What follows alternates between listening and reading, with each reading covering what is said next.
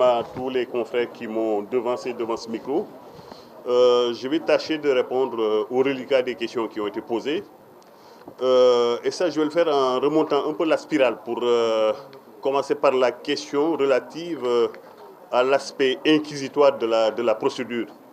Vous le savez, ou en tout cas, vous avez été édifié tout à l'heure en écoutant que ce soit mon confrère Abdou Diali Kane ou mon confrère Oumar Youm.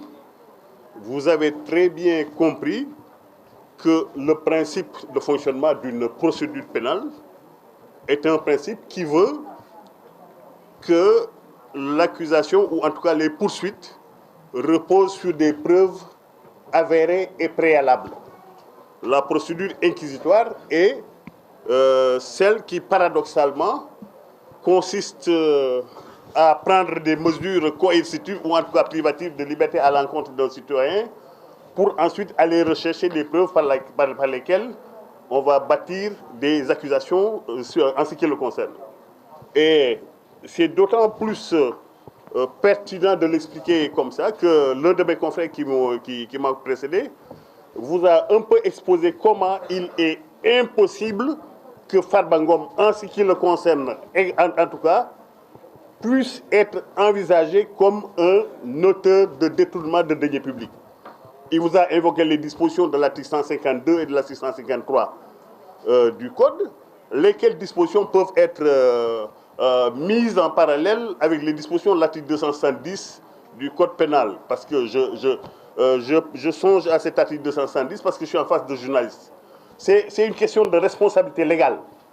La responsabilité légale est celle qui est posée par le législateur pour dire qu'il n'y a que telle catégorie de personnes qui peuvent être poursuivies pour telles infractions. À partir de ce moment, l'article 270 vous dit que dans une rédaction de presse, un auteur d'un article de presse ne peut pas être poursuivi pour diffamation à la place, par exemple, du directeur de publication. Ça, c'est une responsabilité légale. C'est cette même responsabilité légale qui veut que quelqu'un qui n'est pas, du point de vue de son statut, manipulateur des fonds publics, ou en tout cas impliqué dans la comptabilité publique, ne peut pas être envisagé comme auteur de détournement de deniers publics. En ce qui concerne Farba Ngom, c'est cette considération-là qu'il faut avoir, et c'est par cette même considération qu'on répond à la question de savoir en quoi consiste cette procédure inquisitoire. La procédure, elle est inquisitoire alors qu'elle ne devait l'être ni pour Tahirou Sarr, ni pour Farba Ngom. Et puis ensuite, il y a une autre question à laquelle je dois peut-être répondre par un éclairage. Maître Oumar Youm n'était pas en train de dire que Farba Ngom n'est pas notre client. Il était en train d'assumer la camaraderie politique au sein de la PAER entre lui et Farba Ngom. C'est laquelle situation ne le bride nullement quand il s'agit pour lui d'être farouche, d'être défenseur, d'être au service de la vérité, d'être au service des droits des personnes qui sont opprimées. Et je pense que, sans vouloir être donc le porte-parole de mon confrère, je pense que c'est cette nuance-là qu'il faudrait donc avoir pour comprendre ce qu'il était en train d'exprimer. Bon, et puis je pense qu'il reste une question sur le salaire de Farba Ngom. Moi, je suis heureux de répondre à cette question, parce que la question est celle de savoir est-ce qu'il continue de percevoir son salaire. Mais en prenant ce dossier, nous défendons Farba Ngom par rapport aux faits qui sont dans le dossier ou qui ne sont pas dans le dossier. En l'espèce, tout le monde vous a exposé que jusqu'au moment où nous sommes en train d'intervenir, aucun fait n'a été articulé ni en direction de Farba, ni en direction de Tahirou. Mais ce que j'ajoute pour répondre à cette question, ce que je sais de Farba Ngom, c'est que les ressortissants et populations des Agnam savent mieux que moi. C'est que Farba Ngom, sur des décennies, sur des années, sur plusieurs années, chaque fois, le budget de sa commune comporte des reports à nouveau. Et ce budget comporte des reports à nouveau tout simplement parce que Farba ne touche pas à l'argent.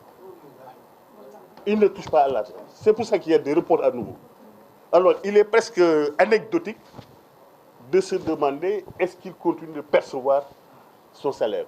Moi, je renverse la question pour poser celle de savoir est-ce qu'il percevait son salaire. Quelqu'un qui est capable de financer sa commune, qui est capable de financer des écoles, je ne sais pas combien il en a construit, de financer des hôpitaux. Je ne dis pas que la question est incongrue, mais elle est inversement pertinente pour nous donner l'occasion, à travers cette conférence de presse, de parler de ce qu'était cette personne-là. Cette personne-là pour laquelle nous sommes en train de demander la liberté, nous sommes en train de demander le respect de ses droits, le respect de la manifestation de la vérité. Parce que nous, ici, nous n'avons pas besoin de regarder la vérité de ce dossier en face. Et la manifestation de la vérité est la seule chose qui nous intéresse dans cette affaire. Comme le disait l'autre, nous ne sommes pas en train de nous occuper des vagues, nous sommes en train de nous occuper de l'océan. Quelqu'un le disait, un secrétaire d'État de Mitterrand le disait à des journalistes qui lui posaient des questions sur le caractère gigantesque du budget qui lui était alloué. Il s'occupait, je pense, c'était le secrétaire d'État aux grands travaux. Je pense qu'il s'appelle Barzini, si mes souvenirs sont bons. Lorsqu'on lui a posé la question de savoir pourquoi il travaillait avec autant d'argent, il a dit, je ne m'occupe pas des vagues, je m'occupe de l'océan. Et l'océan, en ce qui nous concerne, c'est la manifestation de la vérité en ce qui concerne Farba Ngom. Parce que nous savons d'ores et déjà, nous avons dès ce soir, nous le disons haut et fort, le cœur battant, que Farba n'est en rien coupable de ce pourquoi il est poursuivi. C'est cette réponse-là que je voulais apporter. Je vous remercie.